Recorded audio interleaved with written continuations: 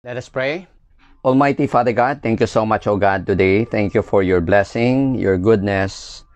Holy Spirit, we acknowledge your presence. Thank you for being with us and guiding us always and inspiring us, strengthening us, motivating us, comforting us, O God. Lord, maraming salamat for your protection. Thank you for this life. Thank you for protecting each and every one of us. And thank you, Lord, and we praise you. We just ask, oh God, that these things will come to an end, or you strengthen each and every one of us. If not the virus, then strengthen our body, make our bodies resistant to it, oh God. And may we have the knowledge, may you reveal the knowledge, the technique, oh God, on how to handle and how to counter this with our medical technology, oh God, and with our personal commitment and personal hygiene or personal things that we have to do in order to be resistant to the virus. Lord, we praise you and we glorify you, God. And may you make this lecture a most fruitful one. In Jesus' name, amen. Good morning. So let's have this one. Now, for theory of structures, the most important concept that first I want you to master, because in this board exam na madalian ang lahat, kailangan nating makontrol yung time. So, kailangan hindi na madodoble yung susulat mo, ika-calculator mo, susulat mo ulit, ika-calculator mo. Kung pwedeng isulat ng diretso sa calculator yung solution, diretso sa calculator in order to save time. Dahil kapag ka-design yung tinitira natin, so kailangan nating maka-economize ng time as much time as we can economize or we can save. Okay? So ang una dito is the moment equations. In dealing with moment equations, halimbawa ito yung section natin, ito yung force P, concentrated load, the moment at X is simply at this section is P times X. So as you can see, the equation between P and X, ito yung moment equation natin. This is first degree, this is first degree. So, it means if you're going to plot this, the plot of this must be straight line. So, this is downward. So, mula dito, pababa, it would be a straight line. So, this would be the moment diagram. Okay? And this is your moment. Okay? It's actually negative. Basta downward bending, we will give it negative moment. Pag upward bending, because of upward load, we will give it a positive sign. Now, on the other hand, if we have here a uniform or rectangular load, and this is X, yung resultant nito, di ba, is area of this W times X. And this acts at X over 2. Ano yung moment dito? Ang moment sa section na to, therefore, is WX times X over 2. That's W X squared over 2, right? So this is now the moment equation. As you can see, this is second degree, no? So it means it is a parabolic curve. So mula dito, this would be second degree. Ito ngayon, yung moment natin, no? And this would be our moment diagram. Naintindihan? Paano naman kapag ka triangular? Kung ito W and the length is L and this is X, using Y is MX, this one is what? Y is MX. Anong slope nito? Vertical over horizontal. So this is W over L times X. Y is MX. Yan to. And yung resultant nito is going to be acting at the centroid of the triangle. Kung ito ay X, this would be acting at X over 3. And this one is the area of this. This is 1/2 of base, X times height, W over L times X. So that our moment is going to be this force, which is 1/2 of W over L X squared, W over L X squared. Ito yung ating force. Ano yung moment arm? X over 3. Okay? So this is X over 3. Kung titignan mo to ngayon, yung m natin is going to be w x cubed over 2 times 3, 6L. Naintindihan? As you can see, this is third degree. Kaya pag nag-drawing ka niya ng curve, eto yung moment natin, and this is going to be a third degree curve. Naintindihan? So, eto first degree, eto second degree, eto third degree. Kuha? Maliwanag? Okay. Now, kapag ka yung x mo ay L, hanggang dito, pag eto naging L, so this would be L cubed over L, magiging WL squared over 6. Okay? When x equals L, the moment is WL squared over 6. Imbis na WL squared over 2, divide by 3 over 6. Now, yung area ng moment diagram, this is just a triangle. Yung area ng moment diagram, this is equal to 1/2 of x times m. No? Ang centroid dito, nasa x over 3. Okay? Samantalang ito naman, this is second degree, yung area nito is 1/3. So, the area is x by m over 3. Tapos, ang centroid, x over 4. Nasa x over 4 yan. Tapos, ito naman, ang area nito, this is third degree, the area is going to be xm over 4. Ang centroid, x over 5. This is x over 5. Naintindihan? Look here. This is first degree, area over 2, centroid over 3.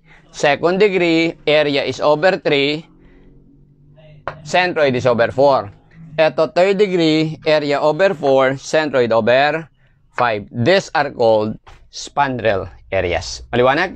So, practice tayo.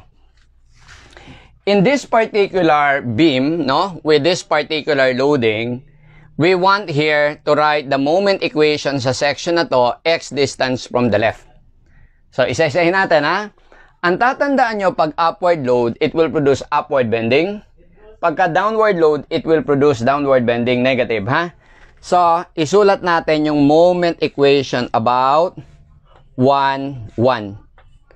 Meron tayong ilang forces? 1, 2, 3, 4. So, 4 yan, ha? So, isulat ko na lang ng nakascale na ganito. So, meron tayong due to 50, meron tayong due to 20, meron tayong due to uniform load 10, meron tayong due to this 15, no? Okay? Naintindihan? Eto, iba-ibang klaseng loading. Due to 50, the moment here is 50 times x. And that would be upward. This is positive. Due to this 20, this is clockwise. No? Clockwise. Positive yan o negative dito? So, ang moment dito, tandaan nyo, yung clockwise positive, dahil upward yun eh. Yung counterclockwise negative, dahil downward yun with respect to 1, 1. So, ito is clockwise. So, it is positive. So, plus 20. Hindi kailangan ng times x dahil moment na yan, no? Yung 20, eto, due to uniform load, it's wx squared over 2. And that is downward. So, minus 10. Ang x niya ito, x squared over 2. Yung 15, di ba, wx cubed over 6L, no? So, it is 15 x cubed, pero ang x niya, hindi ito. Remember, ang x dito, from the 0 point to this, yan yung x, no? So, dito ang x natin because this is 4 meters. So, ito yung x. So, this is what? X minus 4. Kaya, ang x na gagamitin for this triangle, yung x minus 4. So, this would be 15. And this is upward, so positive. 15x cubed, which is x minus 4 cube over 6 times L. Our L is, L nito, 7. Naintindihan? So, ito yung moment equation about 1, 1. Naintindihan? Maliwanag. Kung gusto nyo i-simplify, i-simplify nyo. Naintindihan? Pero I think this is good for the moment. Klaro? Okay, sige, kopya.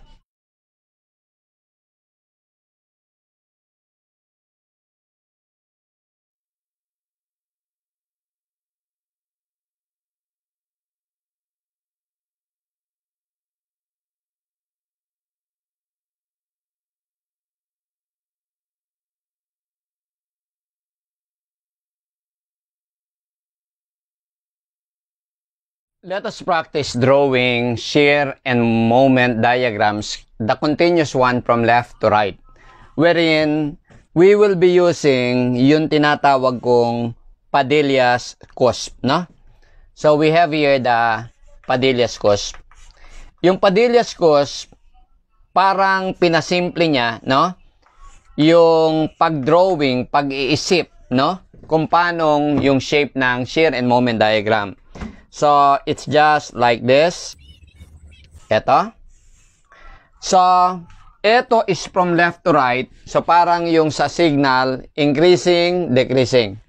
Ito yung increasing, ito yung decreasing. So, here, the increasing side, ito is the decreasing side. So, this is plus, minus, plus, minus. So, discuss lang natin dito sa example how to implement that. Okay? So, dito bale, una, isolve muna natin yung mga reactions. Let me call this as R sub A. Let me call this as R sub D. If I will take here summation of moment at D, ito yung significance nito, no? Nung moment equation. Kasi diretso nating gagawin yung equation. Pwedeng diretso sa calculator kahit hindi mo isulat. At dapat hindi mo na isulat. Kasi pag sinulat mo lahat, di ba? Sulat mo dito, sulat mo sa calculator, dalawang sulat yan, di ba? So, makakasave ka kung diretso sa calculator yan. Total, marireview mo rin sa calculator di ba? Okay. So, dito I will have here RA times 11 plus ito, clockwise yan. Plus 20 times 9. Di ba? Yan, plus 20. Walang times 9 dahil moment yan, no? Okay? Then, you'll have here, due to this uniform load, that is downward. So, minus W x squared over 2. Ang x niya is 11. So, 11 squared over 2. Minus ito ulit, ang moment dito, WL squared over 6, no? So, it is 15 L 7 squared over 6. Yan yung moment nito about D. And this is equal to 0. Naintindihan yung benefit? Diretso mo lang sa calculator yung RA, ipasok mo lang sa calculator na alpha x. Then, shift solve, masosolve mo ngayon yung RA. And your RA here will be 64.32. Naintindihan? Okay? So, kahit along the way na lang natin isolve yung RD when we solve for the shear equation or shear diagram. So, i-drawing natin ngayon yung ating shear diagram. Let me write here our shear ordinates. Yung ating shear ordinates starting with 0, RA here is 64.32, no? So, starting with the shear axis, this one, ito yung ating shear diagram. With 0, aakyat tayo ng 64.32, no? Ito. So, this is 64.32. 64.32 plus the area of this, but this is a downward load. Pero ang pinag-uusapan will be only vertical forces. Kaya ito, hindi ito papasok sa shear diagram, papasok siya sa moment diagram. So, mula dito hanggang dito, there is no additional vertical load except this. So, 64.32 minus the area of this is the shear here, minus dahil downward load. So, I have here 64.32. So, minus, that would be 10 by 4 meters. So, 40. So, ang kakalabasan nito, 64 minus 40, this is plus 24.32. Ito ngayon yung shear sa C. Okay? So, 24.32. Dito. Okay? So, pag ganon. So, this is 0 degree. This must be first degree. So, ulitin ko, yung ordinate dito is 24.32. Okay? Yan yung ordinate dito. Okay? Now, 24.32 minus this load, okay, will be the area here. Kuha? Pero dito, trapezoidal ngayon to. Kung gusto nyo, pwede nyong isa-isahin yan, pwede kang tumira by parts. Pero gawin natin diretso lang, ha? So, 24.32 minus the area of this is downward, no? So, negative. So, minus, it would be yung rectangle 10 by 7.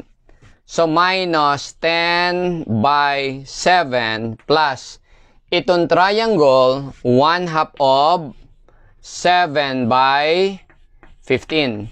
So, therefore, yung shear, kakalabasan dito sa D will be, so you'll get here, negative 98.18. So, that is the moment here. Minus 98.18. Tapos, pagdating dito, aakyat tayo, dapat yan bumalik sa 0. Kaya, we are sure now that RD is 98.18. Yan yung vertical dito. A vertical line here represents a vertical force in the shear diagram. You get it? Okay. So, this is first degree. Notice, mula dito hanggang dito must be second degree. Okay? So, pag second degree, nakabend yan. Ang pinakatanong, mula dito hanggang dito, paano yung curve? Pag ganon or pag ganon? Bend down or bend up? Doon papasok yung Padillas cusp. This one is a downward load. This is a negative load. Negative tapos increasing. Negative increasing. Ito. So, ang diagram pa ganito. Ito, tandaan nyo, this is a point of tangency with horizontal. This is also point of tangency with horizontal. Now, dito magsisimula yung curve natin kung nagsimula yung diagram sa 0. Kaso ito, hindi ito nagsimula sa 0. Nagsimula siya, may value na. Kaya ito, pag nagsimula tayo, hindi dito. Mga banda rito. Pag ganun. Ito kasi yung diagram natin, tapos pag ano na. So, itutuloy mo na lang to, pababa, pero this must be second degree. Do you follow? Pero ito, dahil 0 degree to, this is first degree. Ito lang yung second degree. Nakabend pababa. Na? Okay? So, this is a second degree curve. Kuha? Maliwanag. So, ito yung ating shear diagram. Okay. Now, punta tayo ngayon dun sa moment diagram. So, ito ngayon yung ating moment diagram. So, isulat ko yung moment ordinates. We start with 0. Okay? So, starting with 0, 0 plus the area of this is the moment here. Mag-stop tayo dito, ha? So, this one is what? Wala tayong value nito. Kailangan natin to. So, yung intermediate dito, 64.32 minus the area of this, ano to? 10 by 2, 20. So, this is pala 44.32. Tama? Correct. Average ng 24.32 saka 64.32. 44.32. You get it? Okay. So, dito bale, you'll have 0 plus the area of this is the moment here. So, ano yung area? This is base, which is 2. So, plus 2 times average height. 64.32 plus 44.32 divided by 2. So, we will get the moment here. So, let me compute. So, this is 108.64. So, the moment here, ito is 108.64. This is first degree. This must be second degree. Pero, bakit naging ganito yung shape? Kasi this is positive decreasing. Positive decreasing pag ganon. Pero hindi siya aabot sa 0 kasi hindi naman 0 to. Okay? So, magsi-0 kung dumating siya sa 0 dito, tangent to the horizontal. Pero hindi siya dumating dito sa 0. Nandito lang banda yon, no? Kaya pag ganon. So, this value is what? 108.64, ha? Okay? Dito ko lagay. So, this is 108.64. Dito. Pagdating dito, meron tayong moment na 20. You get it? Naintindihan? Meron tayong moment na 20. Itong moment na to, will it be considered positive or negative? Positive yan kasi upward moment man yan, di ba? Okay, so that is plus 20. Aakyat tayo dito ng moment na 20. So plus 20.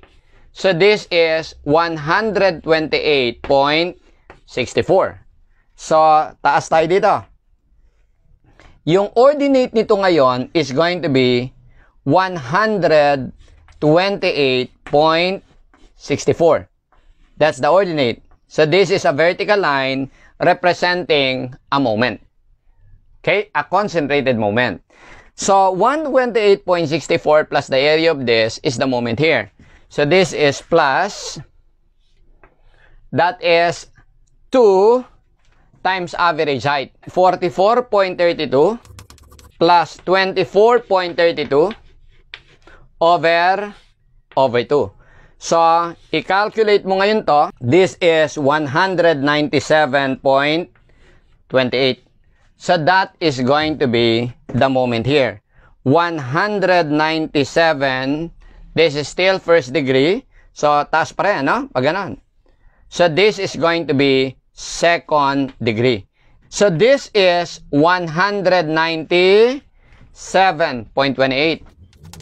So, that is the ordinate of this. Pagdating dito, take note, this is already a second degree curve. Tapos, kailangan natin yung 0 dito. Because the point of 0 shear is the point of maximum moment. So, kailangan nating makuha nasaan yung point of 0 shear. Okay? Tawagin natin yang nandito. So, dito natin pagsasamahin yung concept ng area at saka nung shear or moment equation. So, dito, hanapin natin yung point where shear is 0. Hanapin natin yan. So, let us solve for point of 0 shear. Ang gagamitin ko dito, shear equation, ha? Alam natin that shear is vertical force. So, yung summation of vertical force dito or shear must be 0, starting from left. So, that would be, yung shear sa section is going to be 64.32 minus, eto, 10 by, let me call this as x, minus 10 by x minus, eto pa, itong portion na to. Kung ito ay x, this is 4, this is x minus 4. So, yung resultant niyan is area ng triangular portion, 1/2 of, this would be x minus 4, the base, times the height. Yung height from y is mx. Anong y? mx. Slope. Vertical over horizontal. So, 15 over 7 times the x minus 4. Ito. So, x minus 4 or x minus 4 squared. And this must be equal to 0. Tama? I-solve nyo ngayon to. Shift, solve, makukuha nyo ngayon yung x. At x equals 6. Your shear will be 0. So, ito pala ay 2 meters din. Tama po? Okay. So, pwede na nating ituloy yan. So, sa moment equation dito, medyo kung kukunin ko yung area nito kasi pwede mong gamitin yung formula na tinuro ko kanina kung dito nagsimula, kung spandrel. Kung nagsimula sa point of tangency. Ang kaso hindi sa point of tangency nagsimula. So better sa pag-solve ng moment dito, ang gamitin mo ulit is yung moment equation. Kuha? So solving the moment here, dito, yung moment naman ang solve ko. Yung moment at that section, okay, actually it would be M max kasi point of zero shear yan, is equal to due to 64, 64.32 times x, which is 6. Tama? Minus, due to w, that is 10, x squared over 2. 6 squared over 2. Now, due to this triangular load naman, yun dito, wx cubed over 6l, di ba? So, it would be minus 15x. Ano yung magiging x niya? Ang x niya is x minus 4, di ba? Tama? So, it would be 2, di ba? 2 cube over 6L, di ba?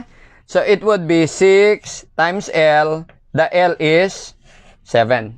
Naintindihan nyo yung usefulness ng equation? Plus 20. Plus 20. Kuha? So, therefore, solving it, you'll get 223.06. Ito yung maximum moment. That is the moment here. Diretso. Okay? This is second degree. This portion is third degree. And the moment ordinate here is 223.06. And I expect that this will return to 0 here. This is second degree. This will still be third degree. Pero hindi siya spandrel. Meaning, hindi pwedeng gamitan nung area formula na ginamitan ko kanina. Pwede mong gamitin yung formula kung katulad nito, etong curve, saka yung horizontal tangent. Maliwanag? Naintindihan? Sige, kopya.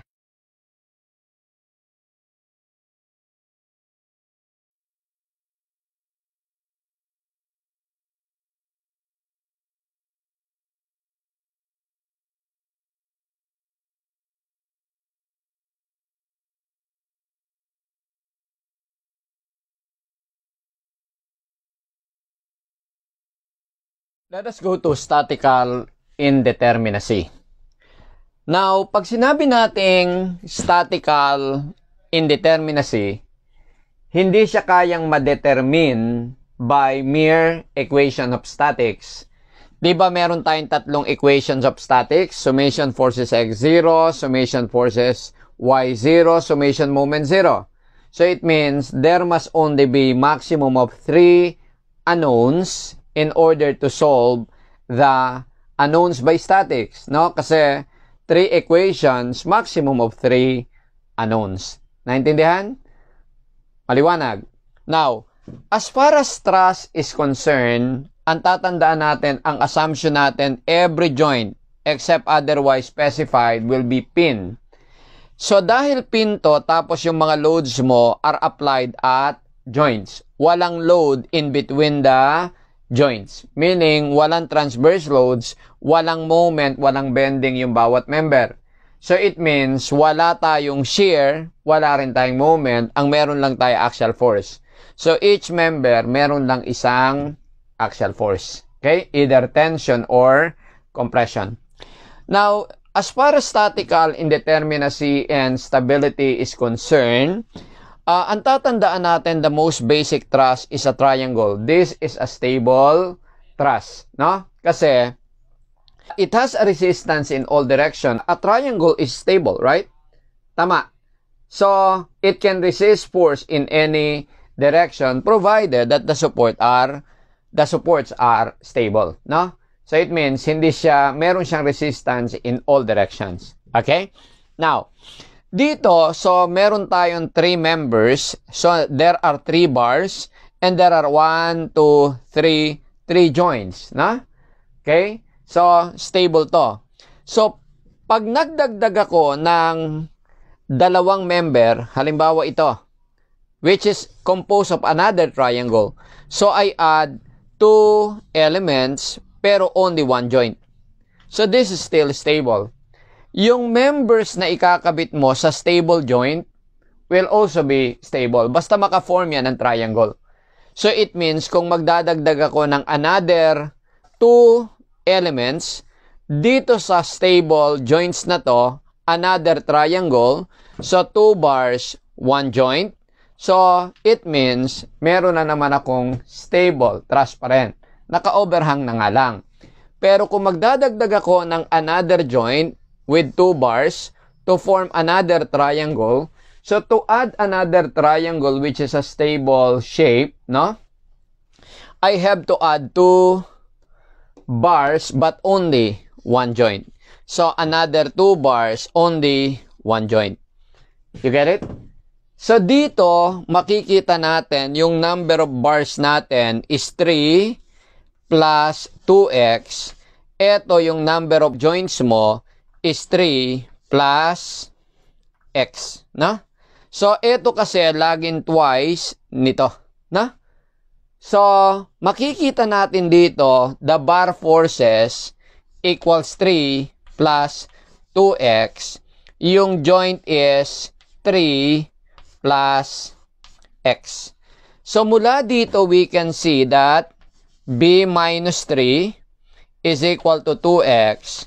And this is j minus 3 is equal to x. So kung kukunin natin yung ratio nila, divide natin. So x will just cancel. So this over this will be 2. So the sign of stability is that b minus 3 is twice of j minus 3. Or pagka ito equal dito, it is statically determinate. Pag lumagpas yung number of bars, ito, dito. So yung ating degree of indeterminacy, no, is going to be, tawagin na lang nating D of indeterminacy is b minus 3 minus 2 j minus 3. However, etong formula na to is not an absolute formula. Kailangan ma-check din natin muna yung stability ng element or ng truss. Halimbawa, ito. Itong sa number 4, kung titignan natin, parang magulong tignan, no? Pero ang una mong hahanapin para malaman mo kung stable, dun ba sa support, meron kang nakabuong triangle. Simula ka sa triangle. Look here. This element, nakabilog lang yung mga joints. Ito, mga bypass yan. Nag-cross pero hindi joint yan. Ha? Okay, look here. Etong truss na to, this one, tong portion, is unstable. Why? Kasi ito, roller man yan. So, kailangan may ma-form ka muna na triangle para stable. Diba? So, ito, unstable. So, etong point na to, etong point na to, etong point na to, unstable. So, kung titignan mo dito, still, wala pa rin triangle yan, di ba? Tama? So, dapat 3 joints, 3 elements. Walang ganun eh. Okay? So, unstable, lahat ng ikakabit mo sa unstable yan. So, kaya dito, eto, 2 points, unstable pa rin. Kasi hindi pa rin naka-form ng triangle. Eto, dito, asan pa? So, etong point na to, unstable. Etong point na to, unstable. Etong point na to, unstable. So, yung kinabit mo dito, unstable, no? Eto, unstable. Lahat yung mga apat na points na yan, unstable yan. Tama? So, this truss is unstable. Hindi ito makakapag-resist ng load. Tama? Pero kapag yan ay kinumpleto mo nito, stable na yan. Kasi meron kang triangle, so that makes this stable. Ito, this is stable. Ito, from this triangle, this is stable. So, lahat ng ikakabit mo dyan, kahit hindi na maka-form ng triangle, kasi points yan eh, no? Stable points. So, yung stable points na yan, nagkabit ako ng dalawa, stable yan. Tama? Kasi stable naman itong dalawang points na to, dahil galing yan dito, stable. Ito, stable. So, kaya itong dalawang kinabit na to, these are also stable. Kahit hindi pa sila naka-form ng additional na triangle. Naintindihan? So, tignan natin yung degree of indeterminacy. Kwentahin natin yung number of bars. Yung number of bars natin is this one. 1, 2, 3. 1, 2, 3. 4, 5. No? 6, 7, 8, 9, 10. The number of bars is 10. The number of joints is 1, 2, 3, 4, 5, and 6. 6. So, I have here B minus 3 minus 2 times J minus 3. Yung B is 10. Yung J is 6. So, this is going to be 7. This is 6. 7 minus 6. This is 1. This is statically indeterminate to the first degree. Do you follow? Maliwanag. First degree indeterminate. Kuha? Maliwanag. Okay. So, ito, pagka ginamitan mo to ng formula, tignan mo. Ang bars nito, 9. Diba? Ang bars nito, 9. Ang J nito, 6. 1, 2, 3, 4, 5, 6. No? So, pagka ginamitan mo ng formula na B minus 3 minus 2 minus J minus 3, this is 9. So, ang lalabas 0. Parang stable, no? Sakto eh. Determinate. Pero actually, it is unstable. You get it? Maliwanag. So, medyo may kahirapan lalo na pag dumami yung pagkuha ng number of bars. Okay? So, and then, ang pinaka-the best, ganito lang. Ang tatandahan natin sa bawat joint, dalawang equations lang ng statics ang applicable. Summation of forces X, summation forces Y, 0. So, dapat maximum of 2 unknowns. Dahil 2 equations lang eh, no? So, hanap ka muna ng joint, no? Of course, the reactions can be solved. 1, 2, 3 unknowns, no? Dahil 3 equations yan. Summation X, summation Y, summation moment 0. I can solve the reactions. What about the bar forces? Hanap ka ng joint na meron lang 2 unknown bar forces. Dito, wala. Ang minimum 3. Ito, 1, 2, 3. Ito, 1, 2, 3. Right? Ito, 1, 2, 3. So, it means walang joint na 2 unknowns lang. So, manghingi tayo ng bonus dun sa nagtanong. Halimbawa, ito. Suppose I will start with this joint. Then, I will ask this as a bonus. The number of bonus that you ask in order to solve the problem by statics will be the degree of indeterminacy. Okay, so there are just 2 unknowns. So, we can now solve this. Now, if I move to this joint, because I already know this, there are only 2 unknowns. 1, 2. I already can solve this, right? So, if I move here, because this is already known bonus, so there are only 2 unknowns, we can already solve this, right? Tama. So, because this is already known at this joint, let me call this joint 4, no? So, I numbered it based on my movement. So, I have here 1, 2. I can already solve them. Okay? So, isang unknown na lang, no? Just this. So, moving to this joint, there is only 1 unknown. This one, this can be solved. Do you get it? Maliwanag. So, the last one will just be 1. Naintindihan? Okay. So, this is going to be statically indeterminate to the 1 bonus, first degree. You follow?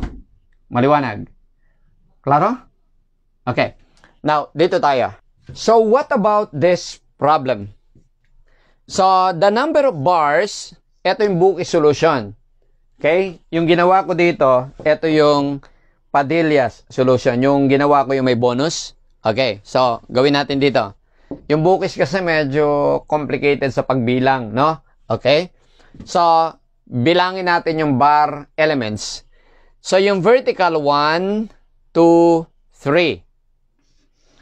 Yung horizontal, 1, 2, 3, 4, 5. Okay? Yung inclined, na ganito kahaba, isa lang yan. Kasi ito, 2 elements yan. 1, 2, no? So, ito, 1. Yung mga ganito kahaba, ito yan. 1, 2, 3, 4, 5, 6. Plus 6. So, all in all, 8 plus 9 plus 6, this is going to be 15 elements. No? Yung number of joints, you'll have what? 1, 2, 3, 4, 5, 6, 7, 8, 9. That's 9. So, computing it, B minus 3 minus 2 times J minus 3. Your B is 15. Your J is 9. So, this is 12. Minus 2 times 6, 12. So, this is 0. So, therefore, 0 degree indeterminate, meaning the thrust is determinate. Tignan niya natin by Padilla's method. Okay. Remember, sa bawat joint, maximum of 2 unknowns, no? Pero dapat, una, yung mga reactions, it is already determinate, ha? Okay, dito tayo. Yung joint na merong 2 forces, ito. Kasi alam naman natin yung reaction dyan. Kayang masolve yung reaction, yung horizontal and vertical reaction. Sa joint na to, let me begin with this. 1, 2, this can be solved. Dito sa joint na to.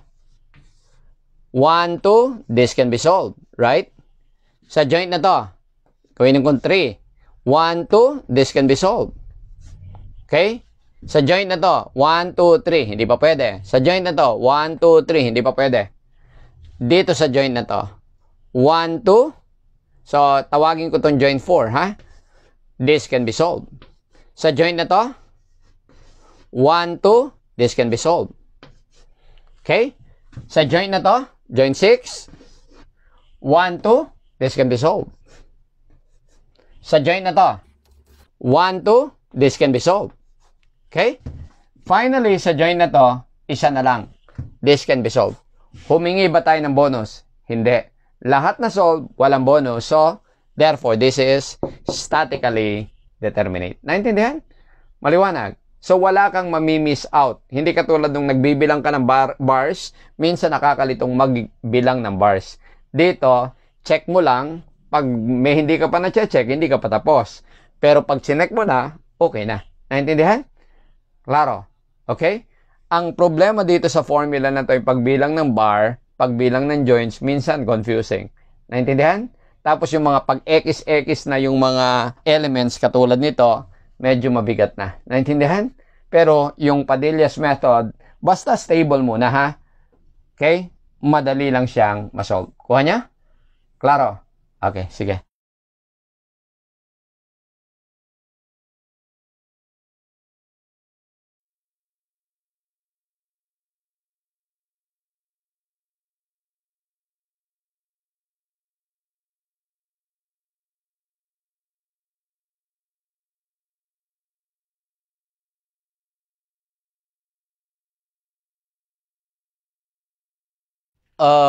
Punta tayo sa beams and frames, no? Kung sa truss, bawat isang element, because the end of both ends of a truss element are pin connection, assumed to be pin connection, so, and there are no loads in between, then there is only one force in each element. That is the axial force, no? Walang moment, walang shear. Now, on the other hand, when it comes to beam elements or frame elements, so dahil meron tayong mga transverse loads in between and the end supports need not be pin connection, because of the transverse loads, meron tayong shear, meron tayong axial, meron tayong moment. So there are 3 forces in each element. Unlike here, there is only one force in each element, either axial tension or compression.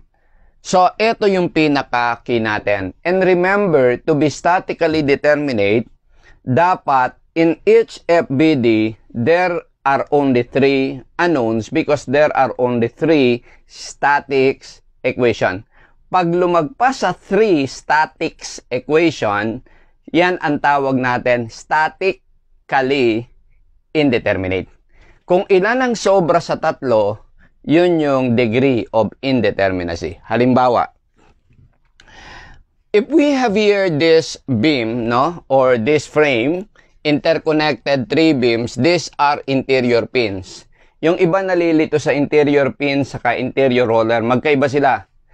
Sa interior roller, yung beam continuous, tapos meron lang roller support. Parang ganito. Halimbawa, ito, kunwari, gawin ko to ha, parang ganito.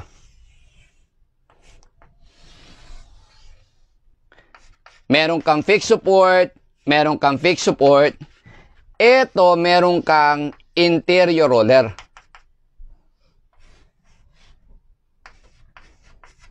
Ito, interior roller support to. Yung beam element mo, isang piraso lang. Ito, interior pin. Nakuha nyo? Klaro. Kasi, dito, kayang makadevelop ng moment. Pero dito, dahil ito ay free to rotate, hindi yan makakadevelop ng moment. Naintindihan? Kuha nyo? Okay. So, nakita yung pagkakaiba ha? Okay. Kasi minsan sa mga drawing sa textbooks and review books, dahil schematic diagram, tapos in-indicate lang na interior pin, yung iba sa atin nalilito. So, klinaro ko, linagyan ko ng dimension para maintindihan natin na pag sinabi kong interior pin, ganitong itsura. Naintindihan? Okay. Now, so kung hahati-hatiin natin yung FBD ng bawat elements, ganito. Now, dito, merong kang 3 reactions. Ito dahil pinto, meron tong vertical, horizontal. 2 lang dito, dito 3 ang unknown reactions. Pero dito sa element na to, there are 2 reactions here, there are 2 reactions here. So, 3 lang dapat ang maximum unknown. Yung 2 reactions dito, yan din yung 2 reactions dito. Tama? Yung 2 reactions dito, yan din yung 2 reactions dito. Okay? Sila lang. Kaya lang, action-reaction lang. Kung ito upward dito, downward dito. Kung to the left dito, to the right dito. Pero yung value, yun mismo. Naintindihan? Okay. Now, dito, there are 3 reactions here. There are 3 reactions here. So, all in all, kung uunahin mo to, 5 unknowns. Ito, 4 unknowns. Ito, 5 unknowns. No?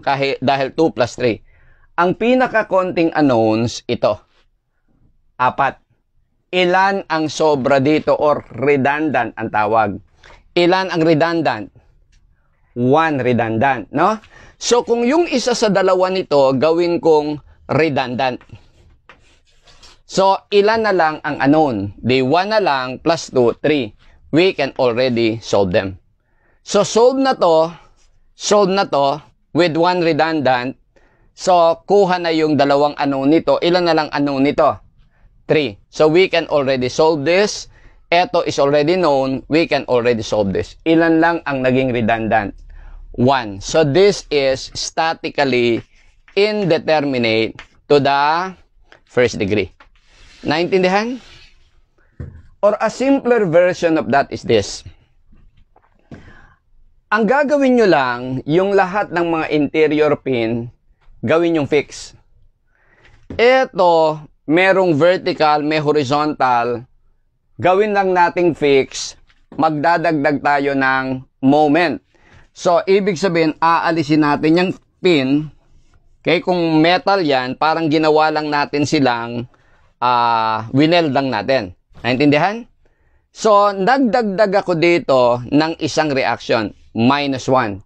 So, imbis na tayo ang manghingi ng redundant value, tayo ang nagbigay. Tinibayan natin. Naintindihan? Okay. Dito rin. Kung ito gagawin kong fix, so parang nagdagdag ako ng isang moment. Right? So, ito naging fix, no? Ito naging fix. So, nagdagdag ako ng isang moment. So, imbis na nanghingi ako ng isang redundant, ako pa yung nagbigay sa structure. So, may utang siya sa akin na -1, no? Okay. Now, eto fix, eto fix. So, bali, naging isang element na lang. So, dito ang gagawin ko ngayon is isolate ko sila into one element per one fixed reaction. Ito. So, dito, meron kang tatlong unknown elements, right? Tatlong unknown reactions. So, pag kinat ko, I have to expose the force acting there.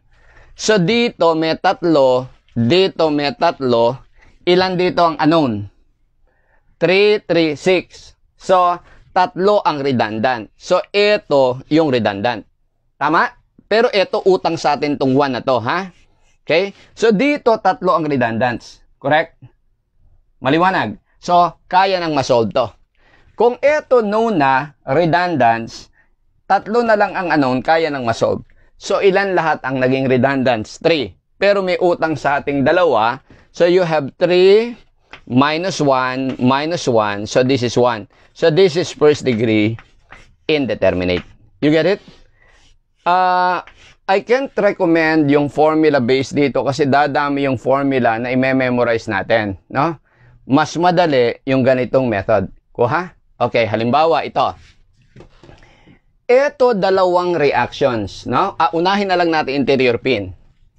Pag yung interior pin ginawa nating fix, 'di ba? May utang sa atin na 1 yung system.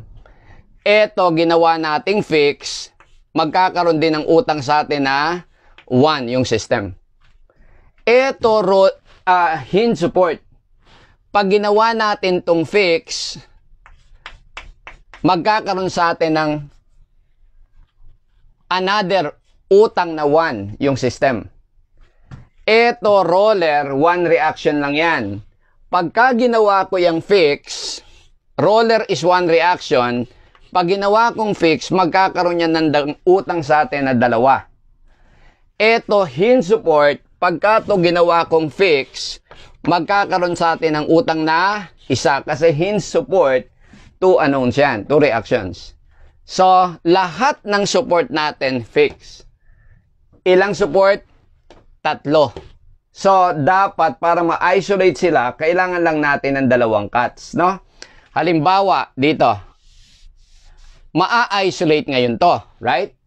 Ito, kaya na nating masolve yan basta lahat ng reaction known. Ito, meron tayong 3 redundants dito. Basta kung ilan yung cuts mo sa rigid frame, 3 reactions yan. Okay? Now, dito ngayon, para ma-isolate yung 2 fixed support, cut this. So, mai-expose yung 3 redundants. So, ito, 3 unknowns, kaya nang masolve yan. Ito, 3 unknowns, kaya nang masolve to. Kasi dineclare na natin na redundant to. Pag sinabing redundant, ibibigay na yung value, ha? Okay. So, ito, 3 unknowns, no? Dahil sa reaction dito, kaya nang masolve kasi redundants na to. So, ilang redundants meron tayo? So, you have 3 plus 3 minus 1 minus 1, asan pa? Minus 1, minus 2, minus 1, no? So, 1, 2, 3, 4, 5. 1, 2, 3, 4, 5. Okay? So, 3 plus 3, 6. Minus 6, this is 0. So, it means the frame given here is statically determinate, no? Naintindihan? Okay. So, what about etong building frame? So, sa building frame na to, fix naman to. Kailangan lang natin ma-isolate yung bawat support, no? So, i-cut natin dito. I-cut natin dito. I-cut natin dito. I-cut natin dito. Yan, isolated na bawat support. Mga cantilever sila. Sa bawat cut natin, remember na element, meron dyan tatlong reactions, which we shall declare redundant. So, ibig sabihin, the number of elements cut, i-multiply mo lang ng 3, yun yung redundance. Basta be sure, yung mga support, fix na dapat, ha? Okay. 1, 2, 3, 4, 5, 6, 7, 8. So, therefore, this is 8 times 3. This is 24 degree. So, this building frame is 24th degree indeterminate. Naintindihan? Kuha nyo. Okay, sige, kopya.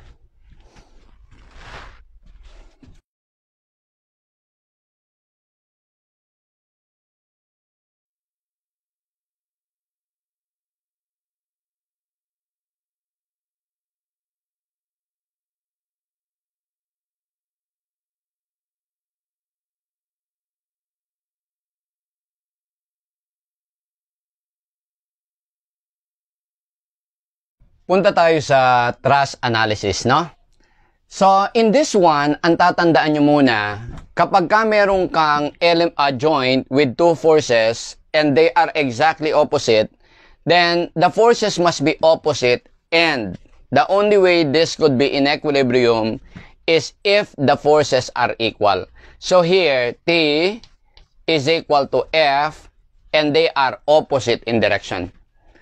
While if there are only two forces and they are not collinear, then the two forces must be both 0. Okay? Kasi hindi pwedeng hindi 0. Kasi when you take summation of forces y, 0, then isa lang may component sa y, ito. So dapat 0 siya. Okay? Naintindihan nyo? Eh kung 0 to, when you take summation of forces along x, isa lang may component sa x, ito. So, para maging summation forces x0, dapat 0 yan. Kaya kapag ka meron kang joint, dalawang forces lang, then the forces must be 0. On the other hand, if you have a 3-force joint, meaning isang joint, tatlong forces, dalawa collinear. The third one, which is not collinear to the others, must be 0. So, we will be left with only two forces. In this case, F will be equal to T. Balik tayo sa principle na to. Na? Okay, i-practice natin dito. So, we have here this truss loaded with this, and this one. And we are asked here to find the elements with 0 stress. Okay? So, i-apply natin yung 3-force joint. Etong joint na to. 1, 2, 3. So, this must be 0. You get it? Naintindihan? Okay. Now, kung eto 0, so this joint H becomes only 3-force joint. 1, 2, 3. This must also be 0. You get it? Maliwanag? Okay. Now, dito tayo. Sa joint na to, 1, 2, 3. So, eto collinear. So, this must be 0. Pagdating ngayon sa L, dahil eto 0 na, so there are only 3 forces on L. 1, 2, 3. So, this must also be 0. Pagdating dito, hindi to 3-force joint. 1, 2, 3. Eto yung 4. Dito, down equals up. So, sigurado tayo ito 480. Naintindihan nyo? Maliwanag? Okay. So, ang susunod na hinahanap sa atin dito, find the reaction at point G. This is roller. Meron tayong horizontal dito. Tawagin natin tong A, vertical. Ito, tawagin natin A, horizontal. Okay? Now, ito, tawagin nating G vertical or RG. So, by taking summation of moment at A, makakancel to, masosolve natin to. Pero ito, divide na lang natin sa dalawang components. Yung katabi ng 35 degrees, ito yung cosine. So, this is 1,200 cosine of 35 degrees. So, this is going to be 982.982 newtons. Yan to. Yung horizontal component nito, ito, is 1,200 sine of 35 degrees. Yung katabi ng 35, cosine. Yung hindi katabi, sine. no? And this is going to be equal to 688.292 newtons. Now, for the sake of computation also, kwentahin natin to. Kung ito 6 times 10.5, this is 63 meters. So, therefore, etong kalahati, this one is half of 63. This must be 31.5. Now, for our problem number 2, let us take summation of moment at point A is equal to 0, clockwise moment, positive. So, I have here 480 times 2 times 10.5 plus yung isang 480, this one, times 1, 2, 3, 4 times 4 times 10.5 plus yung moment nitong vertical 982.982, no? 982.982. So, multiplied by the moment arm 31.5 minus yung moment nito 688.292 multiplied by the moment arm about A, eto, which is y is mx, di ba? Ang slope nito, tangent 25. So, 31.5 tangent of 25 degrees. Ito yung m, ito yung x, ito ngayon yung y. So, this is going to be 14.69. And this is the moment arm of this, okay? So, this is going to be 14.69 minus g vertical times 63 minus GV times 63 is equal to 0. So, you compute this divided by 63, you'll be able to get GV.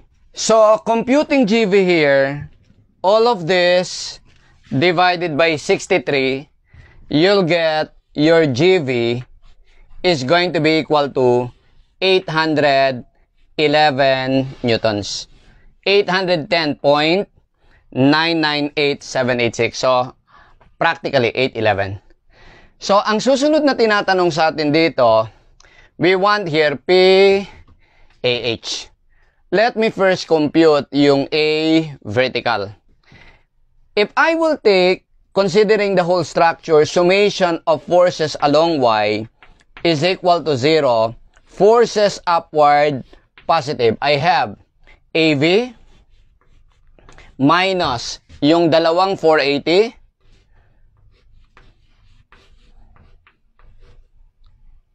plus eto, GV, which is 811 minus this one, 982.982 is equal to 0. So, from here, we'll be able to get A vertical. And it is equal to 1131.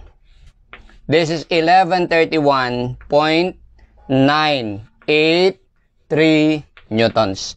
This is your A vertical. Now, kailangan ko yan dito sa pag-solve ng PAH. So, sulat ko dito ha, 1131.983. So, force up must be equal to force down. Going to joint A. Sa joint A tayo.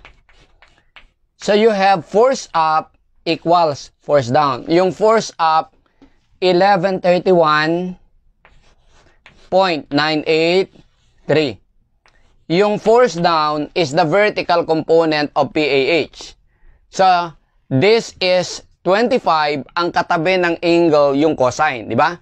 Basta katabi ng angle, yan yung cosine. So, ang katabi ng angle yung x, siya yung cosine. Yung hindi katabi yung y, sine. So, it would be PAH sine of 25 degrees. Okay? So, from here, you'll be able to get your PAH. Your PAH is going to be 2678.5 newtons. Kuha niya? Sige, kopya.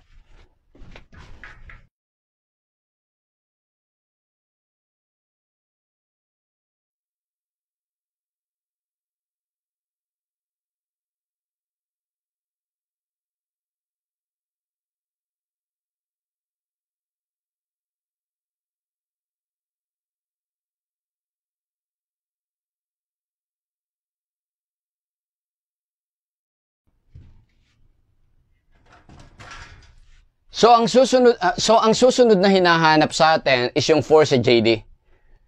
Kung mag-joint method tayo dito sa joint D, remember maximum of 2 unknowns. Joint yan eh. 1, 2, 3. Kulang. Kailangan natin ng isa para ma-solve to. Correct? So, gawin natin to. Solve natin muna yung I, J. So kung gagamit ako ng method of section, eto, putulin ko to dito. Pagputol ko dyan, I expose the force, di ba? Tama. So, para hindi na ako mag-ulit ng section, ang gamitin ko either left or right, di ba? Tama. Okay. So, dito, para ma-eliminate yung dalawang to, I will take moment sa D. Ang kunin ko lang yung left, ha? So, since nag-cut ako dito, ilapit ko dito para hindi kayo masyadong malito, ha? Sa section na to. Okay? Diyan ako mag-cut. So, dito bali ngayon, pag-cut ko dito, I have to expose the force. So, yung force natin, section ko dito, take ako ng moment dito. Ang gagawin ko, assume ko lang muna lahat na tension, ha? So, away from joint, I am considering yung left FBD. So, away from joint. So, ito yung force sa ID, no? IJ. So, ito yung force sa IJ. So, remember kung 25 to, this is also 25 degrees, no? Okay? So, para ma-eliminate itong dalawa, we take moment at D. We take summation of moment at D is equal to 0, considering left FBD. So, I have here minus 480 times 10.5, okay, plus 1131.983 times 31.5, no? Okay? Ito will not have any moment at D. This one will not have any moment at D. Ito, hindi lalabas to. Bakit? Kasi ang kinonsider natin yung left FBD eh. Ito, nasa right naman to. So, wala na tong dalawang to. Tama? Ang meron pa, ito. Ito, saka ito, passes through D. Ito, kung ito ay 14.69, dahil equal to, ito 1/3 ng 14.69, ito, this one, must be 2/3 of 14.69. Diba? Ito 1/3, ito 2/3, ito 3/3 ng 14.69. Okay? Now, so, yung components nito, vertical saka horizontal. Yung vertical component will produce clockwise moment. So, plus, anong vertical component? That is Fij sine of 25 degrees, the vertical, times the moment arm, 10.5. Kuha? Kuha nyo? Okay. Now, yung horizontal component, eto, clockwise moment pa rin. Tama? So, tuloy ko, ha? So, yung horizontal is Fij cosine 25 times the moment arm. So, plus Fij cosine 25 degrees, ito yung x component, times the moment arm, 2/3 of 14.69. And this is equal to 0. This will enable us solve F Fij. So, our Fij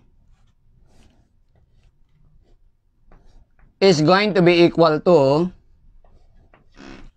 let me compute. So, computing this will get negative 2,300.77. Anong ibig sabihin ng negative sign? Diba, inassume natin yan na tension? So, dito, negative means Fij is compression. Pero for the sake ng computation natin, para hindi na tayo magpalit ng drawing, sa drawing, hahayaan na lang natin siya na tension. Pero sa substitution, ang lalagay natin may negative sign, ha? Okay, sige. Now, punta tayo ngayon sa joint J. Pagpunta natin ngayon sa joint J, dalawa na lang ang unknowns. Isa, dalawa, no? So, ganun din ang gawin natin. Assume natin siya na tension. Di ba tension to? So, lagay natin tension yan. Which is 2,300 tension. Negative lang. Para to express compression. Ito, tension. Ito, tension. Para hindi ka magka-problema. Basta nag-negative, alam mo, compression. No? Okay? So, apply mo lang yung consistency. So, ito yung force in JD. Ito yung hinahanap natin. Ito yung force in JK. So, para ma-solve natin to, no? Ang gawin natin, isolve muna natin FJK, summation forces X, walang X to, so masosolve natin ito. Then, summation forces Y, masosolve yung FJD. Kuha niya? Maliwanag? Okay. So, gawin natin yan. So, at joint J, let us take summation of forces along X equals 0. No? So, I have here minus 688.292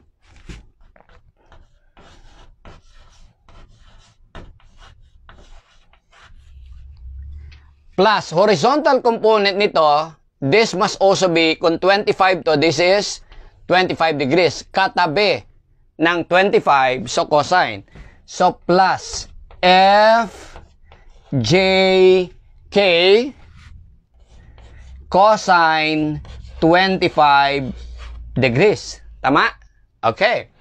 Now, yung horizontal component nito, to the left. So, minus FJI,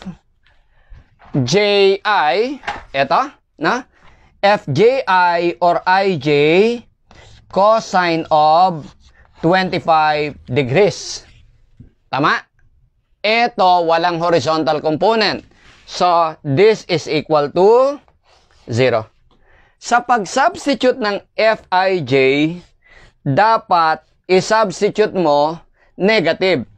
Tignan nyo sa equation ko. Linagyan ko ng negative dahil tension yan to the left. Kaya, to the left, negative, no?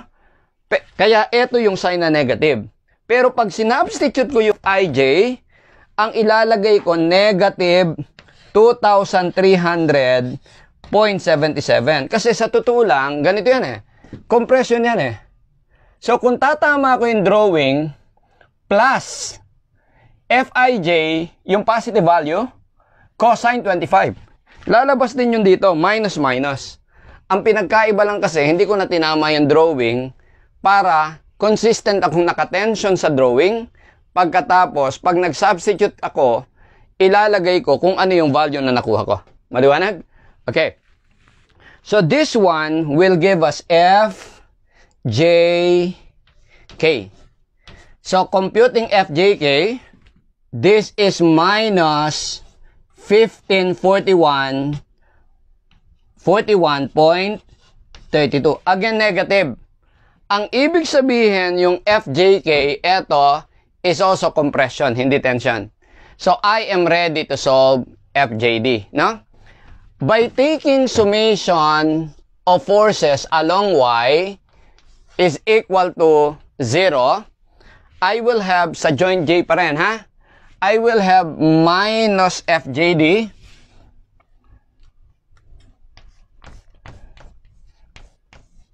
minus ito 982.982 minus yung y component ng Fij, so minus Fij sine 25 degrees, na?